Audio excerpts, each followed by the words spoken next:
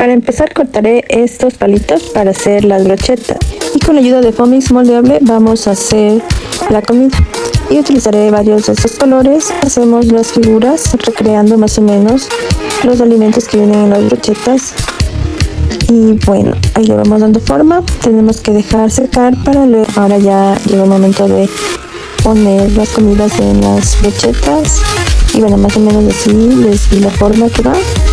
Y aquí en la película, bueno, nos dan unas tomas, pero no exactamente para poder saber qué alimentos nomás, pero bueno, así nos va quedando.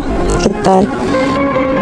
Me parece que va tomando forma la mesa de comida de la peli.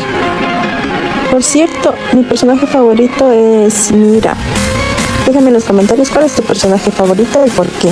Estaré leyendo los comentarios. Listo, ya tenemos listos los dos